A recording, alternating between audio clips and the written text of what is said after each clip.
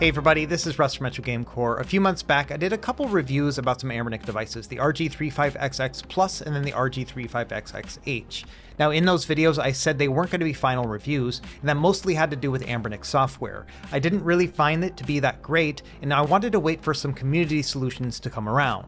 Well, at this point, we've got a few different custom firmware options. So in this video, we're going to do a dual final review.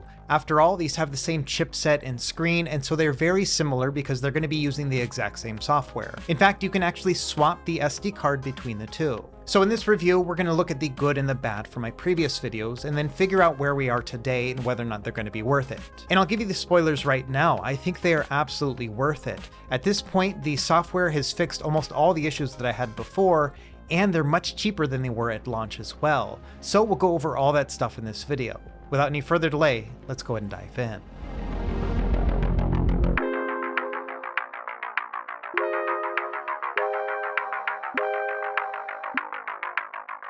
Okay, let's start this story at the very beginning and talk about how we got here in the first place. And it's all really due to this little guy. It's called the Miyoo Mini. This came out in late 2021, and by 2022, it had kind of taken the handheld world by storm. They ended up selling a ton of these devices, and I think the other companies, Anbernic included, paid attention. And so by the end of 2022 and all through 2023, we saw a bunch of different other releases. We'll start with the one on the left. That's Anbernic's answer to the Miyoo Mini. It's called the RG35XX. This one came out in late 2022 and followed a very similar kind of spirit as the Miyoo Mini, and that is that it's a relatively small and low-powered handheld with a vertical form factor. And with the help of custom firmwares like Garlic OS, this one really did shine.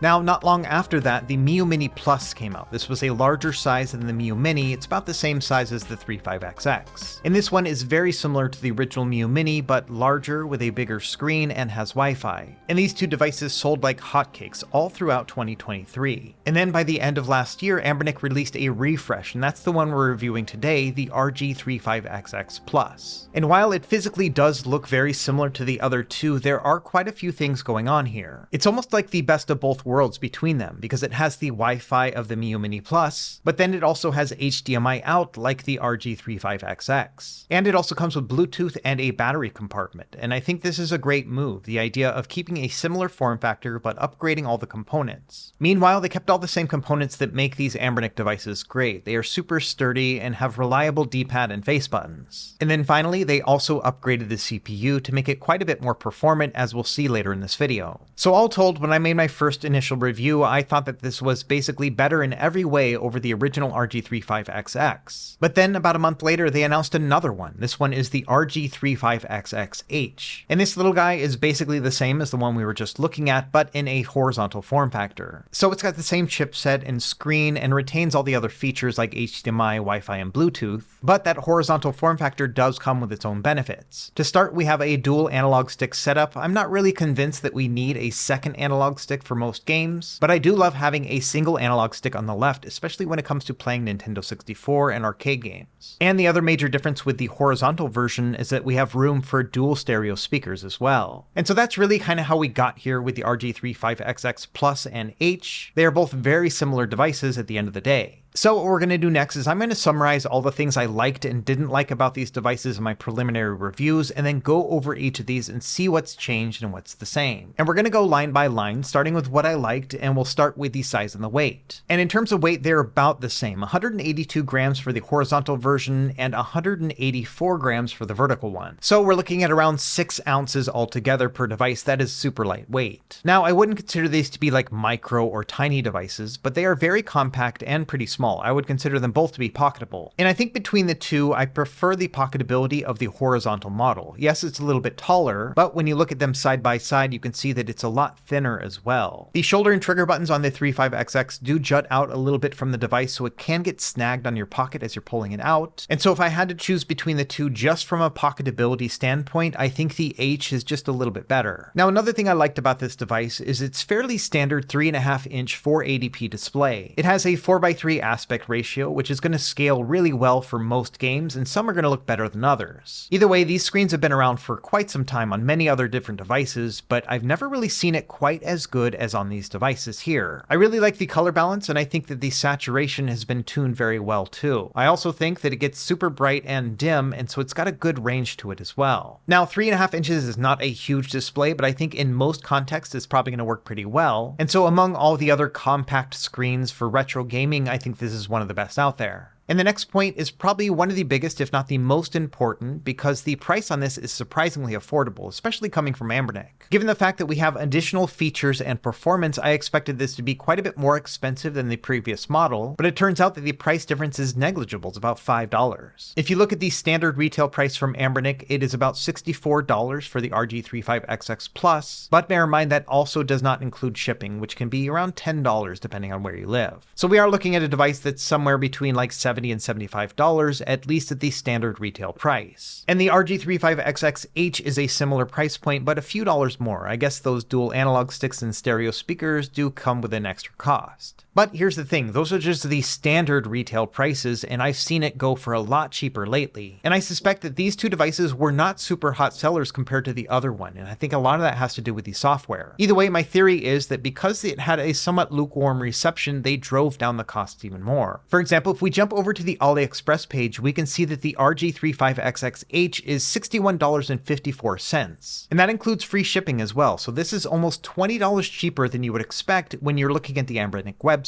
And under $62 for this device is kind of amazing. If you think about it, that's the exact same price as a single Nintendo Switch game at full price plus tax. And that's just one game compared to the thousands of games that you can play on this one device. And it's an even better deal if we look at the 35XX Plus, which can regularly be found for under $58. So when it comes down to it, if you are willing to shop around a little bit on AliExpress, you can find a really great deal on this device right now. Especially when we talk about my next point, which is performance, because this thing performs as well as many devices that cost $100 or more. Now, we're going to pause on the whole performance thing because I want to talk about that when we talk about software, but I do want to mention that upgrading the software does improve performance quite a bit. So I will go into this more detail and talk about what it can and cannot play, but it'll be later on when we talk about software. Another factor I like about these devices is the battery life. The battery's pretty big, it's 3,300 milliamp hours, and I found that I've gotten an average of about 6 hours of gameplay when mixing it up with both hard to play games and the lighter stuff. And I think for this type of device, which is smaller and more on the kind of travel friendly side, I think about 6 hours is perfect. And finally, the last point I had concerning the things I liked about these two devices are all the features that come packed in. For most of these cheaper handhelds, the three benchmarks that I usually have are, does it have Wi-Fi so I can connect for retro achievements and scraping box art? And then also, is it capable of video out? And then finally, of course, I like it when it has Bluetooth as well, because then you can connect a different controller and have a multiplayer experience. And both of the RG35XX and Plus models do have all three of those features, and they work super well. The custom firmware that I'm using to make this video also works really well with HDMI out. The menu and games are going to scale properly when you connect them via mini HDMI. The only bug that I found so far, and the developer is aware of it, is that HDMI audio doesn't seem to be working. Instead, the audio will come out of the speaker of the device itself. And so I do think this is probably something we will see in a future software update. And so that's a summary of all the things that I liked about these devices when they first came out, and some of these bullet points have gotten even better since then, especially that price point. But of course, I did have some issues with the device altogether. It wasn't perfect. So let's talk about the three major things that I didn't like about each of these two devices. And first and foremost, easily the biggest issue was the stock software experience. Now, I'm not going to harp on this too bad because I did spend quite some time going over it in my previous videos. But at the end of the day, I would say that this software is functional in the sense that you can move around and navigate through your games, start them up, and then close them down. But it is not a software that I would consider to be enjoyable. The menu design just looks very half-baked, and some of the functions feel like they have been lost in translation. But I do want to emphasize that everything has been functional so far, so if you do pick one of these up and use the stock software, it's not like you're not going to be able to play your games, it's that the software experience leaves a lot to be desired, especially in 2024. When I first started my channel back in 2020, I think that a firmware like this would have been par for the course, and so I wouldn't have had a lot of complaints back then. But it's been about 4 years since then, and we've had a lot of community development in that time. And thankfully, we now have quite a few software options, so let's talk about each of those now available for both of these devices. I think the first one we should talk about is Garlic OS. After all, on the original 35XX, this was like the premier operating system for me. And the same developer has been working on an updated version. They're calling it Garlic OS 2.0. And this one is actually a multi-platform release, meaning that it'll work for other devices, not just the 35XX ones. However, this operating system is still a work in progress. It's actually a public alpha right now, which means that it's in a pretty buggy state. And they haven't been able to unlock graphics acceleration just yet, which means that performance is going to be pretty poor. It can only really play up to PS1, if that. And so as of making this video, we're all still waiting for this operating system to really start to shine. However, there are other options out there already. The next is going to be MIUI. I've showed this off in a lot of other videos. This is a very simple, focused kind of operating system, and I really love it with low-powered devices. And it is pretty cool that it also works on these two devices as well. However, bear in mind that MIUI is focused on retro gaming, so it'll mostly play the most popular systems, and it caps out at PS1. And all those systems play just fine on the old RG35XX, so by moving over to the Plus and H model, there isn't a huge benefit here because it has a lot more power, but the operating system doesn't have any support for it. But luckily, there are two other operating systems that have really been pushing things to the max. We're going to start with Miyoo OS. And this one was originally called Mustard OS and got its start on the original 35XX as well. However, they do have a build for the Plus and the H, and development is really taking off.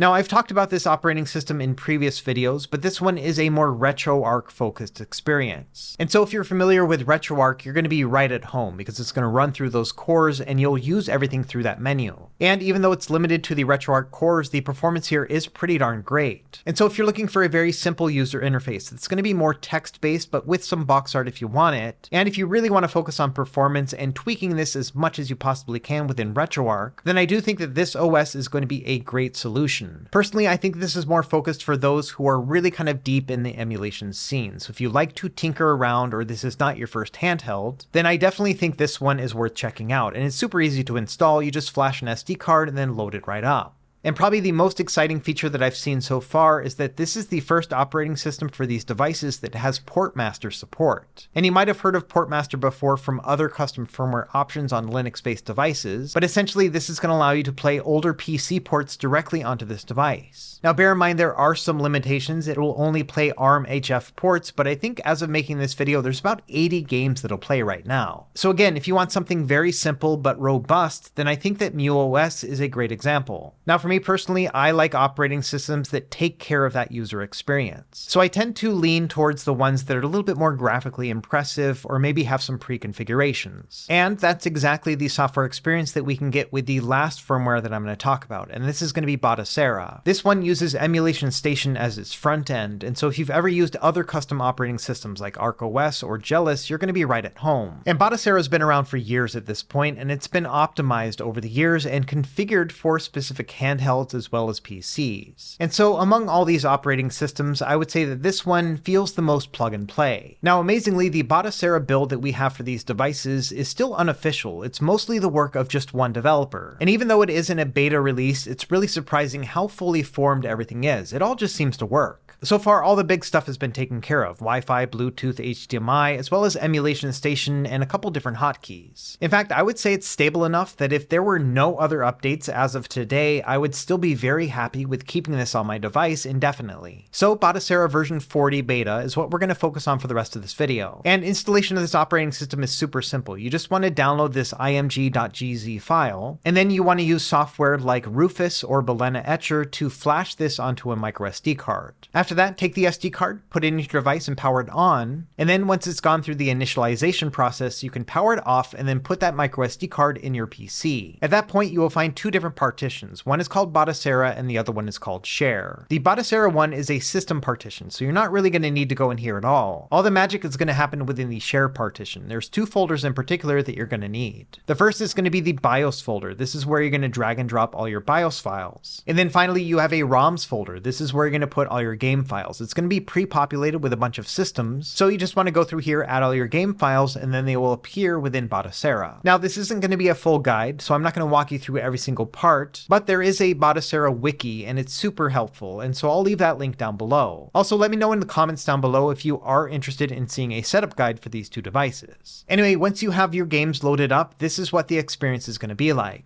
Now, I've been testing this for a couple days, so your experience isn't going to be like this right out of the box, so I've been changing out my themes and the box art and all that other kind of stuff, but this is a good demonstration of what the experience is going to be like. You'll navigate through your systems, then press the B button to go into the games list, and from there you can navigate through your games for each system and then launch them directly. And once you have everything scraped, you'll see the box art and even some videos playing in the background if you'd like. So all things considered, if you're familiar with an emulation station based front end, something like ArcOS or Jealous or Anbernic, this is all going to feel very familiar. And I love the emulation station setup because it's very robust in its settings menu as well. You can press the start button to get into the main menu and it'll give you a variety of different options. For example, under the game settings, you have the per system advanced configuration. Within here, you can go to each of your emulated systems and choose the emulator or the aspect ratio, all that other kind of stuff. Not only that, you can download new themes and then swap them out within the user interface menu. And there are dozens of different themes that you can choose from. Just bear in mind that many of them are made with PCs in mind, so they might be a little bit too heavyweight for this device. All the same, there are quite a few options out there, so I'd recommend experimenting with the different themes because it can really change the look and feel of the device. For me personally, I'm sticking with the Artbook Next one. This is the same one that you can find in like Anbernic and Jealous, and I think it looks really nice and clean. And some of my favorite aspects of Batocera are all of its features. For example, while you're playing a game, you can just tap on the power button and it'll go to sleep. Bear in mind that's still going to drain the battery, and so you don't want to leave this indefinitely, but if you're just going to be turning it off for a moment, this is a great way to do it. Additionally, Batocera has a screensaver menu like with the other emulation station-based systems. When you're in the main menu, you can press the select button and then select Launch Screensaver. And after scraping all of your box art and videos and then setting it to launch with a random video, that's exactly what'll happen. I like to call this video game shopping, because essentially it's going to show you videos of the games that are already installed and running on your device. You can actually press right on the D-pad to cycle through them, and if you find one that you want to play, you just press the start button and it'll launch it directly. And these tiny little features are the things that make me fall in love with the device overall. I love the idea of just popping into Eternal Champions and getting my butt handed to me like I did when I was a teenager. And if you've never played this game on Sega CD, you're in for a treat because it's impossibly hard. This thing is like the Elden Ring of fighting games, except for your opponent will basically cheat. Another thing I love about Batocera is that it has a wide range of support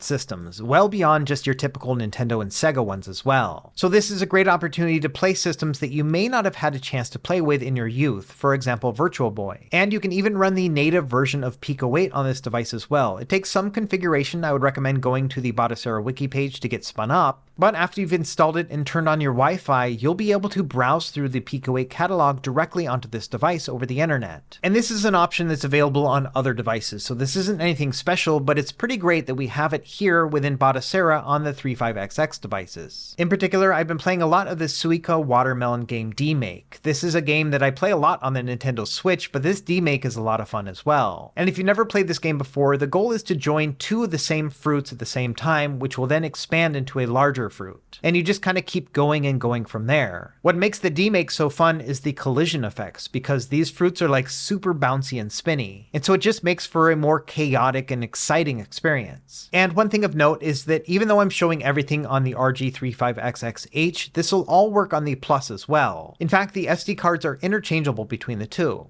And finally, the last note I wanted to make about Batocera features is that the hotkeys might be a little bit different than what you're used to if you use something like Anbernic or Jealous. And this is all detailed on their wiki page, but all the same, here's a nice graphic. Essentially what you'll want to do is press the menu button and start to exit out of a game. And that one's pretty standard, but some of the other hotkeys are different. For example, if you press the menu button and the bottom or B button, that's going to open up the emulator menu. Or if you want to load or save a state, you want to do that by pressing the menu and then the X and Y buttons. And then finally, another one that's important for me is if you press and hold the menu button and press right on the D-pad, that's going to turn on fast forward. And bear in mind that these hotkeys are hard-coded into the software, and so you can change them, but it does take a little bit of work and you'd have to check out the wiki page. Anyway, I think I've done a pretty good job here explaining why I like Batocera so much and all the features that it brings with it. So now let's talk about the performance that you can expect on these two devices when running this Batocera version. When it comes to the handheld systems, you know, things like Game Boy, Game Boy Color, Game Boy Advance, Advance, these are all going to play just fine.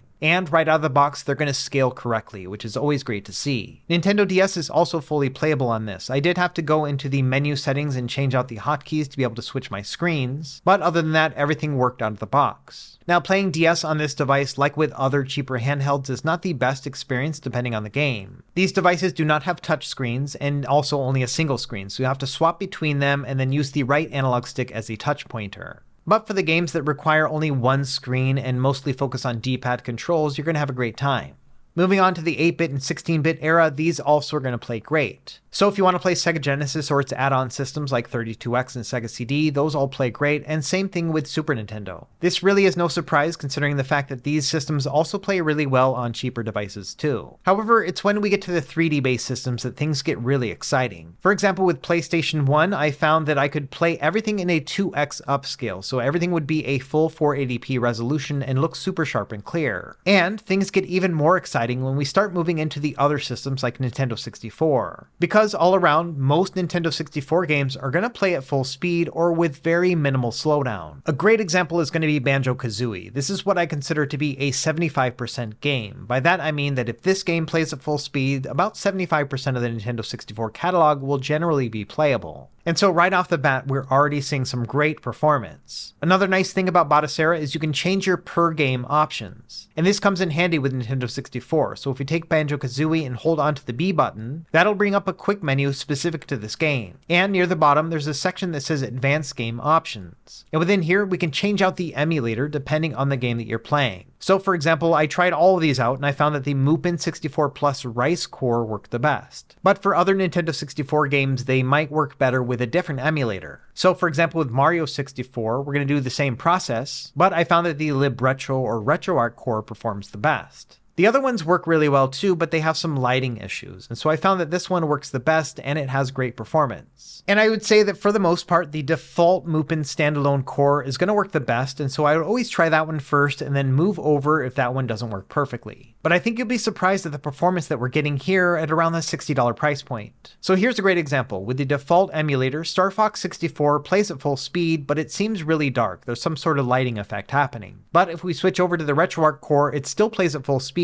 and the graphics are fixed. So these are the kind of things I would recommend experimenting with all of your favorite Nintendo 64 games. Unfortunately, some games just don't seem to work well even with all 4 emulators. So for example, Mario Tennis is mostly playable, it's got a little bit of slowdown, but that lighting effect just looks really weird. And bear in mind that there are going to be some games that won't play at full speed. Those really top tier games like Cruisin' USA, 007, as well as Conker's Bad Fur Day, I wouldn't really consider these to be playable. But all the same, I was surprised to find that these games that didn't play at full speed were few and far between. So unless you're a stickler for Nintendo 64 emulation and you want to make sure that every single game plays at full speed, I would consider the Nintendo 64 to be a playable system on the RG35XX Plus and H.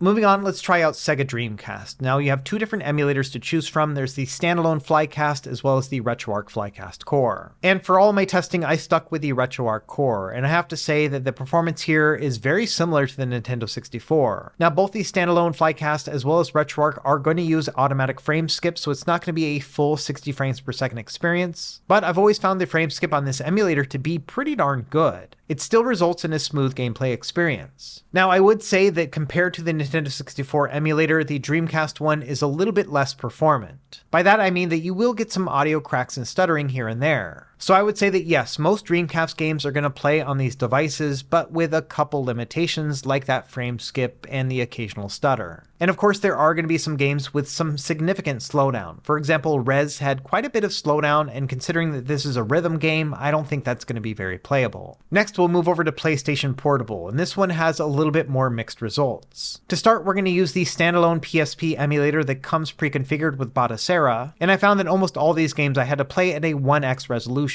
Now there are going to be some games that play at full speed with those settings, but it's kind of few and far between. And if you start moving things up, even when adding in frame skip, the performance here is not too great. If anything, I would say stick to the lightweight and 2D games and you'll probably find a few gems here and there, but I would not consider this to be a PlayStation Portable system overall. And finally, the other system that I tested and didn't find to be fully playable was Sega Saturn. This one's always really hard to emulate, and I just don't think that this chipset can really keep up. Now, as far as your emulator options, you only have one, and that's going to be the RetroArch core of Yabasan Shiro. And even if they did get the standalone version of this emulator working, I'm not sure if the performance is going to get there. After all, these games are only playing at about half speed, and so there's a lot of work to be done before I would consider them to be playable. Anyway, that's probably the longest section of this video, but I wanted to talk about that software experience and how much it's improved over time. And I think that Batocera, for me and my own personal use case, is a complete game changer for these devices. We've got an emulation station focused experience that has great performance all the way up through Nintendo 64 and Dreamcast. And so even though initially I definitely had software issues with this device, I think that's all gone away at this point. I am super happy with it. So that really leaves us with just two other things that I didn't like about these devices. To start, we have a touchy D-pad on the RG35XX. By that I mean that it's pretty easy to get an accidental diagonal when you're playing a game on this device. So if you are playing a game like Contra, which is really touchy about those D-pad controls, you might have some issues here and there. And I went over that in my RG35XX video as well. There are hardware mods that you can do to make it a little bit less sensitive, but I always prefer to have a great out-of-box experience. And also bear in mind that the vertical version doesn't seem to have these issues quite as much. However, the vertical one does have an issue that the other one doesn't, and that's the fact that it lacks analog sticks. Now don't get me wrong, depending on what you're playing, you may not want analog sticks in the first place. For example, when playing like Game Boy games, this is a very fitting form factor. However, things start to fall apart when you try to play any analog-centric game using the RG35XX+. For example, when trying to play a Dreamcast game with analog stick controls, it's not going to work out of the box. Instead, you'll have to go into the RetroArch menu and then go into the controls section. Within there, you'll have to map the D-pad controls to the analog stick controls instead. From there, you want to save a game remap file, and after that, yes, you will be able to use analog controls using the D-pad. It is a little bit weird, especially if you're used to playing with an analog stick, but thanks to RetroArch, you can actually map these controls. Unfortunately, Nintendo 64 is a worst case scenario. Even when trying to play a game with a RetroArch core, when you go into the menu, for some reason, the menu doesn't actually show up. So you're not able to go in here and remap the controls within RetroArch. There were quite a few games, especially the most beloved ones, that relied on analog controls. And using a standalone emulator is just as bad because these don't have menus, so you can't go into the menu and change out these controls. Now, it could be possible if you SSH into the device and then manually configure the button mapping, but that's a lot of effort to get these games to work, especially considering the fact that by doing this, you're eliminating the ability to use the original D-pad controls as well. Another time that I missed the analog sticks was when playing arcade games with the RG35XX+. Thankfully, these are already mapped to the D-pad, and so you can definitely make it work. But any day of the week, I would rather use an analog stick when playing arcade games. And so one thing to bear in mind, if you want to play games that rely on analog sticks, I think the H model is going to be better than the Plus. Especially if you're a big fan of like DualShock games on the PS1 like Ape Escape. One thing of note with this game in particular, if you want to enable the analog controls, you have to press L1, R1, and select at the same time. That's going to be the equivalent of pressing that analog button on the old PlayStation DualShock controller. Okay, so that's all the stuff that I originally liked and didn't like about these devices and how it all kind of plays out today. And now that we have a firm understanding of the experience, I think it's time to talk about which one is probably going to be the best fit for you. After all, both of these devices have the exact same screen and chipset and performance, and so the choice between the two may not be super clear-cut. But if you ask me, I think that the distinction between the two is very black and white. For me, it comes down to three major factors. Number one, I think that the horizontal model is a little bit more pocketable, and considering that these devices are very pocket friendly, I think that the H is going to be a better choice in that regard. Next, I love the additional features that the H has that the Plus does not. There have been plenty of times when I've benefited from having the analog sticks, and I also love the stereo sound as well. So again, I think that's another check mark for the RG35XX. And then finally, between the two, I also prefer a horizontal form factor. For me, I just find it to be a much more comfortable experience. I definitely wouldn't categorize the control scheme on this device to be perfect. I think I would prefer to have stacked shoulder buttons, but all the same, I find it to be a lot more comfortable to use than a vertical handheld, which always feels a little bit cramped for me. So for me personally, it's no contest between the 35XXH and the Plus. I prefer the horizontal version. But if you're a stickler for vertical handhelds, I think that the 35XX Plus isn't necessarily necessarily bad, it just has its own limitations. Really, when it comes down to it, I've been waiting for a device like the 35XX Plus for many years at this point. And longtime viewers know that this is like the perfect device for me. It's small, it's compact, it's lightweight, and it also is horizontal. Not only that, it's got a 4:3 aspect ratio, 480p resolution, which is going to scale very well for retro gaming. And believe it or not, this is the first time I feel like Anbernic has finally knocked it out of the park when it comes to all those factors that I prefer. Before we wrap up, let's do one more story time, talking about how we got here when it comes to this horizontal form factor and all these features. For me, this all started with the RG3501P, which I picked up back in 2020. This thing was so close to being the perfect device for me. It had emulation station at its front end for the first time, and it also had some pretty comfortable controls and was plastic and compact. But there were two things about it that held it back. The first was the low resolution screen, and it's a 3:2 aspect ratio. That works great for Game Boy Advance, but doesn't scale really well for the other systems, and those I play a lot more. In addition, this one lacks Wi-Fi and Bluetooth and HDMI out. Now flash forward the following year, Anbernic released an update. This one's called the RG351MP. This one was a step forward in some ways and a step backward in others. To start, this one had the ideal screen, 4:3 aspect ratio, 480p resolution. In fact, the screen here is very similar to the devices we're reviewing today. However, this one's made out of metal, and even though that is very premium, I want something plastic that reminds me more of the 90s. And this one also lacked Wi-Fi and Bluetooth and HDMI out. Well, let's flash forward again to the next device that they released that was kind of a contender. And this is the Anbernic RG353P and PS. This device had an upgraded chipset, so it played a little bit more Dreamcast and Nintendo 64, and it also had a very nostalgic Super Nintendo form factor. And it's got Wi-Fi and Bluetooth and HDMI out, so we're really hitting most of the factors. And this one was really close, but the thing that it lacked was that it wasn't small and compact. And even though it's great from an ergonomic standpoint, I never really considered it to be pocketable. And so as a result, it's just a device I didn't end up using that much. Finally, after that, we had another upgrade. That was the RG353M. And this one almost got every single thing right. It's got that compact form factor. It's got the upgraded chipset. It has HDMI, Bluetooth, Wi-Fi, all that great stuff. But the thing that held me back with this one is that it's also metal, so it's heavy and expensive and just didn't seem like something I could take around with me on travel. I love the premium feel when I'm playing these devices, but I never feel like the metal ones are really travel friendly. And then finally, we have the RG35XX, which seems to be a culmination of all these other handhelds into one. In fact, it has basically the exact same shell as the RG353M, but in plastic. This one's got performance that rivals the 353 devices, but then also now with Batocera has that emulation station front end.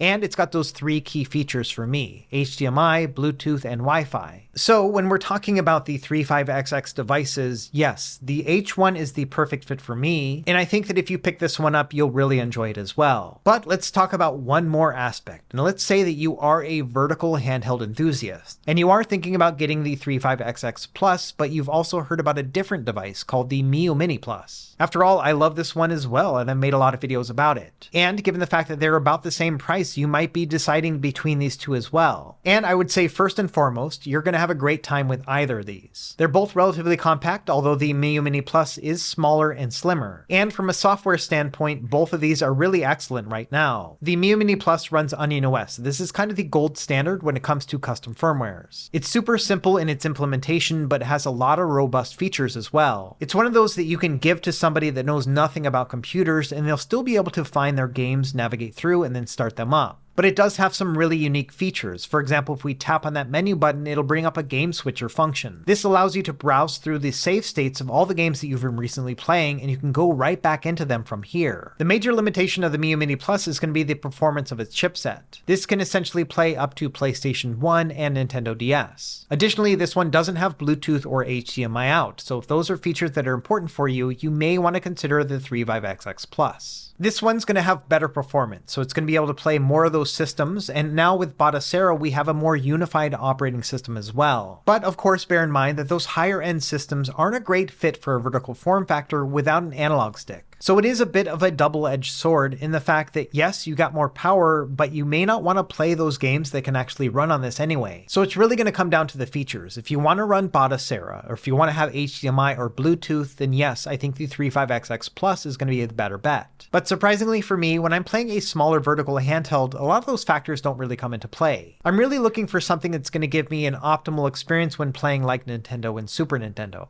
And for what it's worth, I actually prefer the Miyoo Mini Plus over the 35XX Plus in that regard. If you're only looking to play up to PS1, then I still think that Onion OS combined with the Miyoo Mini Plus is the best combination. And I do realize that this is kind of a tiered system in the fact that I prefer the horizontal one, but if you're going to get a vertical one, unless you want those specific features, I do prefer the Miyoo Mini instead. But at the very least, I hope I've given you all the information that you would need in order to choose between one or the other. When it comes down to it, at around this $60 price point, we are really blessed right now. I think it's a golden age of retro handheld gaming. The Miyoo Mini Plus is crazy good, and same thing with the RG35XX Plus. But from my own perspective, I think the cheaper handheld that I'm going to be using the most is the RG35XX. I've been waiting about 4 years at this point for an experience like this, and I'm so happy that it's here. Anbernic did a pretty great job getting this device fairly close to the finish line, but it's really the community and the custom firmwares that they have built that really push it over the edge. And so when it comes down to it, yes, at this price point, these devices are unmatched. And I think the RG35XX in particular is going to be the best smaller horizontal handheld around for quite some time. It's not perfect, but man, it gets so many things right.